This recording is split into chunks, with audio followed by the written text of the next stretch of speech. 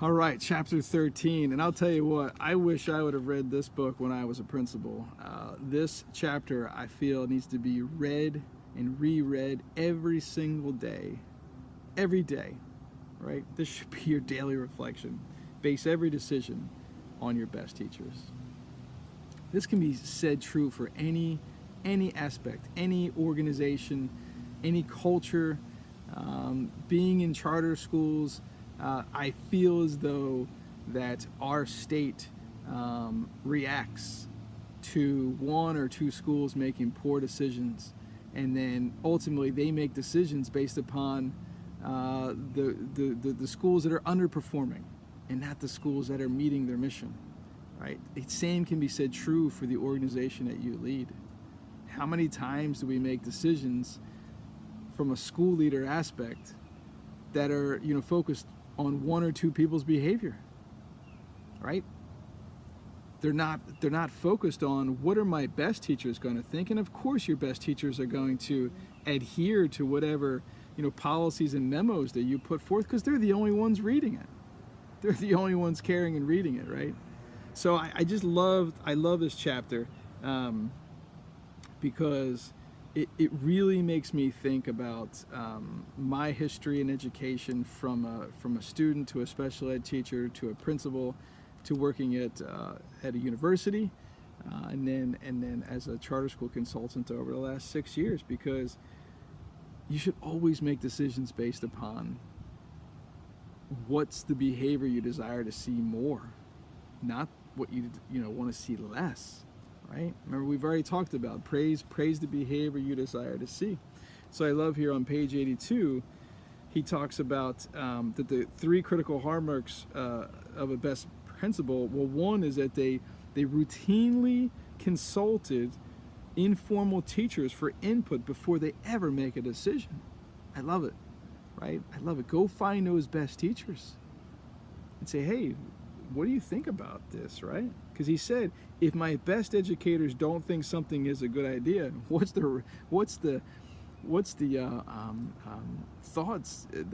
chances that anybody's going to follow me, right? If my best teachers don't think it's a good idea, nobody's going to follow me. And then this other one, he says, if my poorer teachers think it's a great idea, what are my best teachers going to think about it? I just love it. I love that aspect. So I love that Todd is always encouraging you to push the ego aside and make sure that you are taking heed of your constituents, right, and your colleagues, and your best teachers, right? You are taking their advice and you're listening to them, because your best educators, they're not going to lie to you. They're going to flat out tell you exactly what goes well and what doesn't go well. They're not going to snitch. They're not going to talk bad about other people. They're just going to talk straightforward. Here's where we need to go with this school. So I love it. He says, I regularly bounced ideas off a handful of my key staff members before I made any decision, because their acceptance was an important step towards implementation of any change. Huge. How often do you do that? How often do you take the time, right? Sometimes we feel that we don't have the time to ask anybody, or sometimes we feel as though, they're too busy, or I don't want to bother them. There's nothing I've learned more over this last year through the programs that we have led, that when you bring teacher leaders and you bring other members of your leadership team into bigger picture decisions, it not only makes the overall decision better, it also bridges buy-in, and it also lets that teacher leader know these are the really challenging things that I have to think through to make sure that our school is effective and runs. It's critical. And this was the mistake that I made. I'm pretty sure in my first year and a half or so as a leader, I distinctly remember two things. I remember working alone often, and if you know me, that's you'll think that's how I work, but that's not how I always want to work. I love working with a team. I'm just not always a very good team player. So that's something I had to get over very, very quickly if I wanted to be successful, right? If you want to go fast, go alone. If you want to go far, go together. But the other thing, when I tried to build teams, right, and make team-based decisions, the feedback that I got from some staff members was they just want to be told what to do. Just tell them what to do and which way to go. But really what it was is there was no cohesion on our team. It was, we didn't have a strong culture.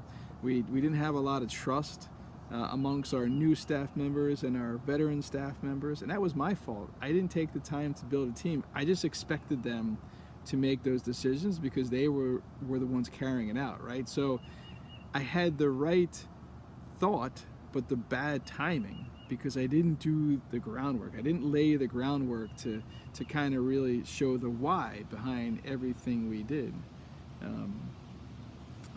And then ultimately what you turn into is this, dictator that Todd starts, talking about with the paperclip story.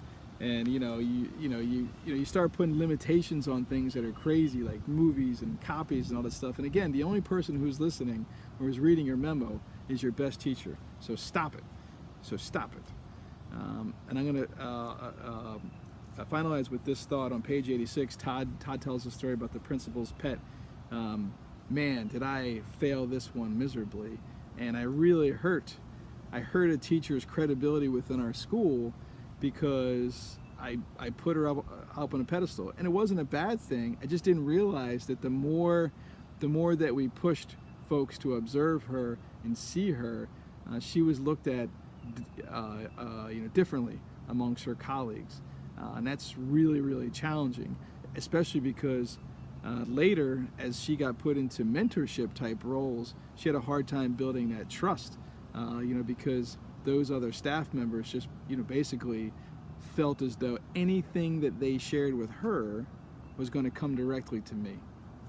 So that was a definite learning experience. So make sure as you're building your teams, this year or, in the past, look for some of Todd's points here about the principal's pet.